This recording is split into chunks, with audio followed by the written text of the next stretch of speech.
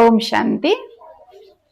આજે આપણે એક સંતની વિશેષ પ્રેરણાદાયક વાર્તા સાંભળવાના છે, જે એમના જીવનનો એક પ્રસંગ છે. આ વાત છે સંત નામદેવની.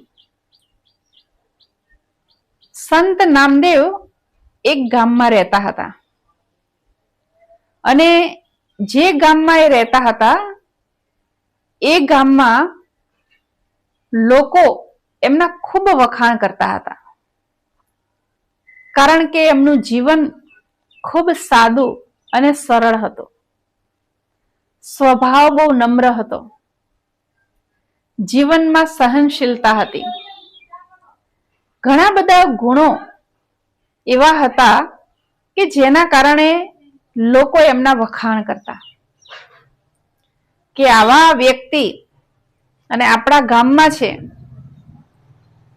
એ આપણું નસીબ કહેવાય. એ એમને સંત તરીકે જોતા, સંત તરીકે માનતા, અને એમના દરેક વાતના ગામમાં વખાણ થતા. હવે કહેવાય છે ને કે ગામ હોય ત્યાં બધા પ્રકારના લોકો હોય. બધા જ વખાણ કરતા હોય એવું તો ન બને. કોઈક થોડોક વર્ગ એવો પણ હોય જે સારા વ્યક્તિઓની પણ ઈર્ષા કરતો હોય. તો આ સંત નામદેવની પણ એક ઈર્ષા કરવા વાળો વ્યક્તિ હતો, અને એ ઈર્ષા કરવા વાળો વ્યક્તિ પઠાણ હતો. એને થતું કે ક્યારે મોકો મળે અને આ સંત તરીકે જેને આ ગામ લોકો માને છે એનું હું અપમાન કરું, ક્યારે હું એનું એવું કંઈક વર્તન જોઉં અને ગામ લોકોને કહું કે જો આ લોકો, જે લોકો તમે સંત માનો છો, આ સંત છે.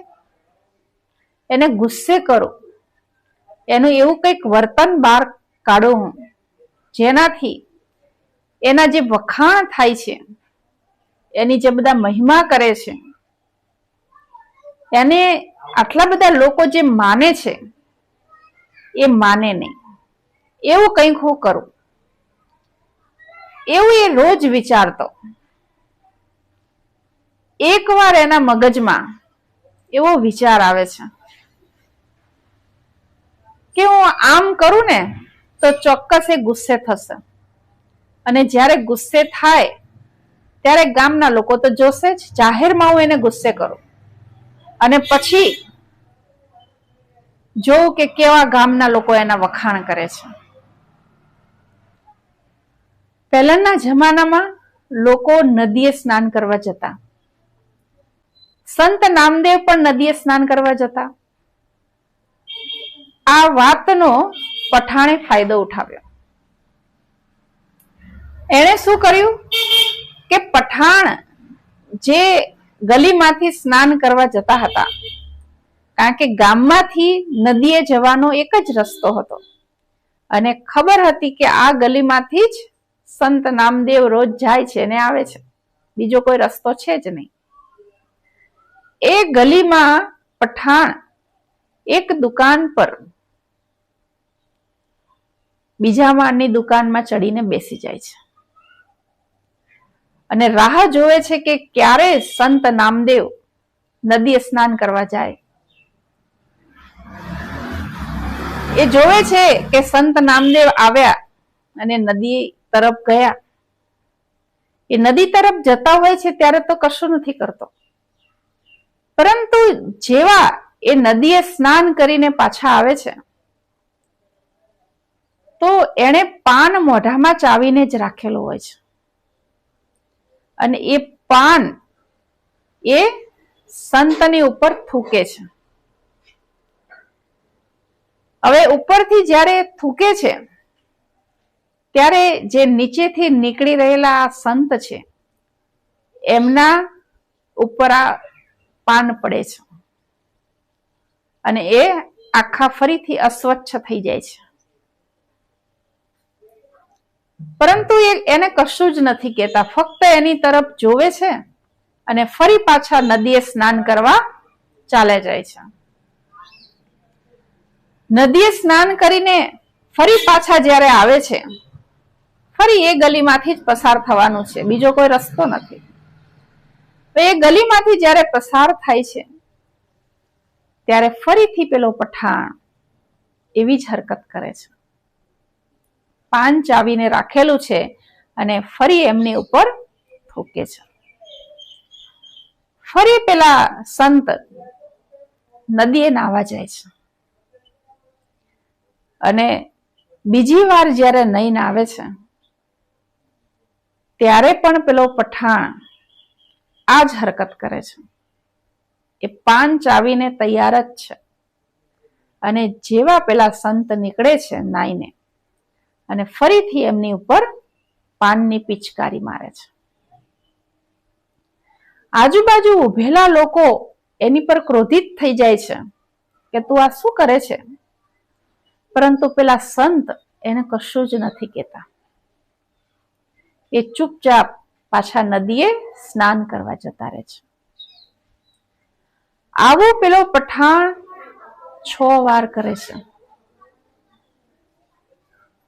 6ઠી વાર જ્યારે એ પાન ખાઈને થૂંકે છે ત્યારે પણ પેલા સંત ફક્ત એની સામું જોવે છે અને ફરી પાછા નદીએ સ્નાન કરવા જાય છે. ફરીથી પોતાના શરીરને નદીના પાણીમાં સ્વચ્છ કરે છે અને ફરી પાછા આવે છે. આ વખતે જ્યારે આ સંત નદીએ સ્નાન કરીને આવે છે ત્યારે પઠાણ ઉપરથી થૂંકતો નથી, પરંતુ નીચે આવીને તૈયાર છે. દુકાનમાં ઉપર ચડ્યો તો એના બદલે હવે નીચે આવી ગયો છે અને જેવા સંત ત્યાંથી પસાર થાય છે તરત એમના ચરણોમાં પડી જાય છે અને કહે છે કે મને માફ કરી દો. તમારા જેવા મહાન વ્યક્તિને પરેશાન કરવા માટે, હેરાન કરવા માટે, ગુસ્સો અપાવવા માટે મેં આવું કૃત્ય કર્યું, પરંતુ હું મારા કર્મ બદલ શર્મિંદા છું, દુખી છું. મારે આવું નહોતું કરવું જોઈતું. મારા ખરાબ કર્મના કારણે તમારે 7 વાર નદીમાં સ્નાન કરવું પડ્યું. મારા કર્મના કારણે તમારે હેરાન થવું પડ્યું. મેં તમારું આટલી વાર અપમાન કર્યું, પરંતુ તમે મને કશું જ ન કહ્યું. પેલા સંત એની સામે જોવે છે અને કહે છે કે મને ખબર છે કે તું શું કામ મારી પર થૂંકતો હતો, એટલા માટે મને તારી ઉપર ગુસ્સો આવવાના બદલે દયા આવતી હતી. પેલો પઠાણ એને નવાઈ લાગે છે કે તમને શું ખબર હતી, કેમ તમને મારી ઉપર ગુસ્સો ના આવે, એનું કારણ બતાવો. પેલા સંત કહે છે કે મેં જ્યારે તારી આંખોમાં જોયું ત્યારે જ મને ખબર પડી ગઈ કે આ વ્યક્તિ ઈર્ષાના અવગુણથી પીડાય છે. તને મારા માટે ઈર્ષા હતી, બદલો લેવાની ભાવના હતી કે આ વ્યક્તિનું ક્યારે હું ખરાબ કરું, અને જ્યાં સુધી તારું મન ન ભરાઈ જાય ત્યાં સુધી મેં વિચારી લીધું કે એને કરવા દો, ભલે કરે, અને એટલા માટે મને ગુસ્સો ના આવ્યો. પેલો પઠાણ સંતના ચરણોમાં પડી કહે છે કે મને પણ તમારો શિષ્ય બનાવી દો, કારણ કે આટલી બધી સહન શક્તિ જેની અંદર હોય એ જ મારા ગુરુ બની શકે. કારણ કે મારા જેવા તુચ્છ પ્રાણીને સુધારવા માટે તમારા જેવા મહાન વ્યક્તિની જરૂર છે. તમે મારો સ્વીકાર કરી લો. સંત નામદેવ ખુશી ખુશીથી કહે છે કે જ્યારે વ્યક્તિને પોતાની ભૂલ સમજાઈ જાય એ દિવસથી જ વ્યક્તિનું જીવન પરિવર્તન શરૂ થઈ જાય છે. તારું જીવન પરિવર્તન તો ખરેખર આજથી જ શરૂ થઈ ગયું. તું મને ગુરુ બનાવે કે ન બનાવે, પરંતુ તારા જીવનમાં જે તારી ભૂલ શોધવાની શક્તિ તને જે મળી ગઈ એનાથી જરૂર તું આગળ વધીશ. આ સંત નામદેવના જીવનનો નાનકડો પ્રસંગ આપણને બધાને પણ કંઈક પ્રેરણા આપે છે. આપણે પણ જીવનમાં ઘણા એવા વ્યક્તિઓને મળીએ છીએ કે આપણે એમનું કશું ખરાબ ન કર્યું હોય, આપણાથી એમને કશું નુકસાન ન થયું હોય, છતાં પણ એ આપણા વિરોધી હોય, એ આપણું નુકસાન કરવા માંગતા હોય, આપણી ઈર્ષા કરતા હોય, અને એ વખતે આપણને ગુસ્સો આવે છે. એ વખતે આપણને એમ થાય છે કે મેં તો આનું કંઈ બગાડ્યું નથી, આ વ્યક્તિ મારી સાથે કેમ આવું કરે છે. પરંતુ જો આપણે એ વખતે એવું યાદ રાખીએ કે આ વ્યક્તિ જે છે એ અંદરથી પોતે જ દુખી છે, મારા ગુણો જે છે એ ગુણો એ વ્યક્તિને સહન નથી થઈ શકતા. ઘણા એવા વ્યક્તિઓ છે જે સામેના વ્યક્તિના સદગુણોને પણ સહન નથી કરી શકતા. દુર્ગુણથી તો વ્યક્તિ દુખી થાય, પરંતુ સદગુણથી પણ દુખી થાય છે કે સામેના વ્યક્તિ આટલા બધા સારા કેમ છે, એને કેમ નીચું બતાવું, એવી કોશિશમાં હંમેશા રહેતા હોય છે. તો આપણે પણ સંત નામદેવની જેમ જો વ્યક્તિને ઓળખી લઈએ તો એ પરિસ્થિતિમાંથી બચી શકીએ છીએ. કારણ કે જે પઠાણ જેવા વ્યક્તિઓ છે એ સારા વ્યક્તિઓને, સંત જેવા વ્યક્તિઓને પરેશાન કરી, એમને ગુસ્સો અપાવી, એમની જે અસલી ઓળખ છે જે સંત તરીકેની કે સારા વ્યક્તિ તરીકેની, એ બગાડવાની કોશિશ કરતા હોય છે. તો આપણે બધા પણ જીવનમાં આવી નાની મોટી પરિસ્થિતિઓ જ્યારે આવે ત્યારે ગુસ્સો કરવાના બદલે, એ પરિસ્થિતિમાં ડિસ્ટર્બ થવાના બદલે, એ પરિસ્થિતિનો જો સારી રીતે હલ લાવીશું અથવા એ વ્યક્તિને ઓળખીને પરિસ્થિતિ પ્રમાણે ચાલીશું તો ચોક્કસ એ પરિસ્થિતિમાંથી આપણે પસાર થઈ જઈશું.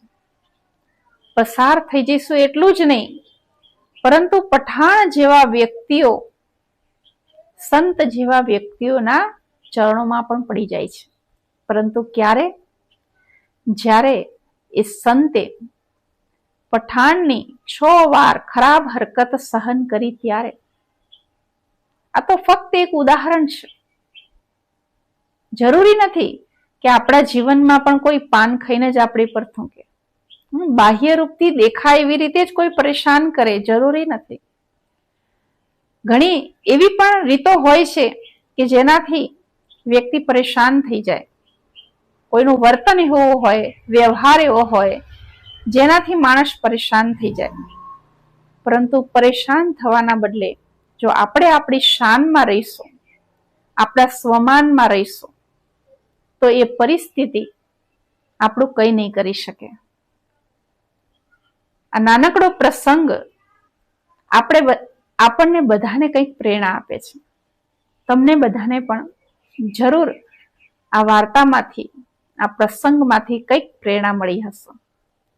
શું પ્રેરણા મળી? જરૂરથી જણાવજો.